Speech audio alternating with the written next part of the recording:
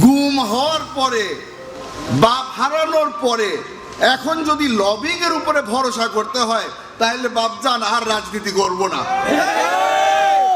যারা এই চাঁদাবাজি করছে তাদের তালিকা করে তাদেরকে ধরিয়ে দেন। গতকালকে একজনের সাথে আমার দেখা হলো, বেশ রাত হয়ে গিয়েছিল। আমরা বেতাগির এক প্রোগ্রাম শেষ করে বাড়ি যাচ্ছিলাম। রাঙ্গুনিয়ার বেশ বড় মাপের নেতা, সে আমাকে কানে কানে বলল, নমিনেশন যদি নিয়ে আসেন আপনার সাথে কাজ করব। আপনাদেরকে বলে দিতে চাই, রাজনীতিতে আমি এখনো কাঁচা, তবে যেই শিক্ষা পেয়েছি সালাউদ্দিন কাদের চৌধুরী থেকে শিক্ষা দিয়েছি। আব্বা সবসময় বলতো, রাঙ্গুনিয়াতে আমরা রাজনীতি করি না, রাঙ্গুনিয়ার মানুষ আমাদের পরিবারের সদস্য, তাদের সাথে রাজনীতি করি না। সেই কারণেই বলি,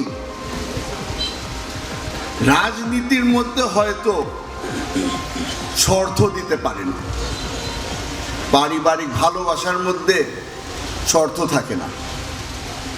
উনি আমাকে শর্ত দিয়েছে যে যদি আমি নমিনেশন নিয়ে আসতে পারি তাহলে কাজ করবে আমার সাথে। জানিয়ে দিতে চাই এই শ্রেণীর মানুষদেরকে, নমিনেশন যদি নিয়ে আসি তাদের দরকার নাই আমার। যারা ভালোবেসে আমার সাথে আছে তাদেরকে মূল্যায়ন করা হবে। ওনার এক ভোটের মাধ্যমে আমার হয়তো পুরো রাজনৈতিক ক্যারিয়ার বিগড়ায় যাবে, ওই ভয় আমার নেই। আজকে অনেকে বলছে গ্রিন সিগন্যাল পেয়ে গিয়েছি, চলে আসবো রাজনীতির মাঠে। ভাই আমার, সত্যি করে বলে দেয়, আজকে আপনাদের সকলের কাছে ক্ষমা চেয়ে নিচ্ছি। আপনাদেরকে পোস্ট দিতে পারবো না, পদবি দিতে পারবো না, পকেট খালি, আমার পয়সা করি নাই। এই মাল যদি আমার পকেটে থাকতো সবাইকে পোস্ট আমি দিয়ে দিতাম। গুম হওয়ার পরে, বাপ হারানোর পরে এখন যদি লবিং এর উপরে ভরসা করতে হয়, তাহলে বাপজান আর রাজনীতি করব না।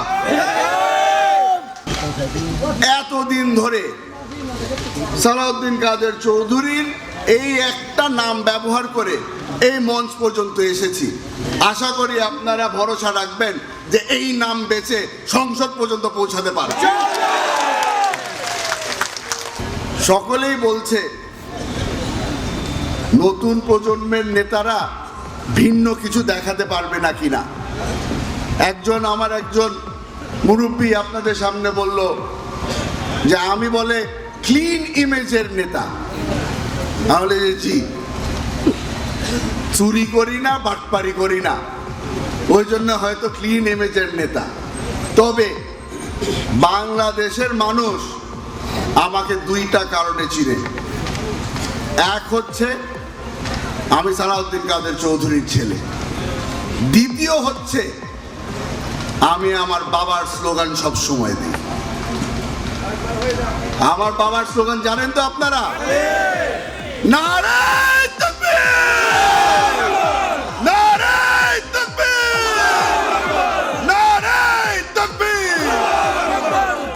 আপনারা গর্ব করে বলতে পারবেন এই তাকবীর বাংলাদেশ জাতীয়তাবাদী দলের রাঙ্গুনিয়া শাখা দেয়। ইনশাআল্লাহ আপনাদের সাথে যখন দেখা হবে রাজপথেই দেখা হবে। এই ঘরে বসে, ড্রয়িং রুমের মধ্যে বসে রাজনীতি যারা করে, এই রাজনীতিতে আমি বিশ্বাস করি না। আজকে আপনাদেরকে এই দায়িত্ব দিয়ে যাচ্ছি, যারা এই চাঁদাবাজি করছে তাদের তালিকা করে তাদেরকে ধরিয়ে দেন। আমি আবারও বলছি, আমি পুলিশের উপরে বিশ্বাস করি না, আমি জনগণের উপরে বিশ্বাস করি। বাংলাদেশে যদি চাঁদাবাজি বন্ধ করতে হয়, এই চাঁদাবাজি খালি জনগণ বন্ধ করতে পারবে। আপনাদের প্রতিবাদ করতে হবে, আপনাদের পাশে আমি আছি। যখন দরকার হবে পুলিশ প্রশাসনের সাথে যোগাযোগ করতে হয়, আমি আপনাদের পাশে আছি। এখানে আমার পাশে যারা যারা আছে, নেতৃত্ব দিচ্ছে, তারা সকলেই আপনাদের পাশে আছে। কিন্তু আওয়াজ আপনাদের তুলতে হবে। কমিটি হয়তো দিতে পারবো না, তবে আপনাদের উপরে যেই নির্যাতন হয়েছে, আপনাদের যে মিথ্যা মামলা সহ্য করতে হয়েছে, যাদেরকে হত্যা করা হয়েছে, ওয়াদা করে গেলাম ন্যায় বিচার আপনারা পাবেন ইনশাআল্লাহ। মামলার তালিকা অনেক লম্বা, আমরা এখনো চেষ্টা করছি তালিকা একটা রেডি করে কার কার মামলা প্রত্যাহার করতে হবে। ওই রাস্তা এখনো পুরোপুরি খুলেনি আমাদের।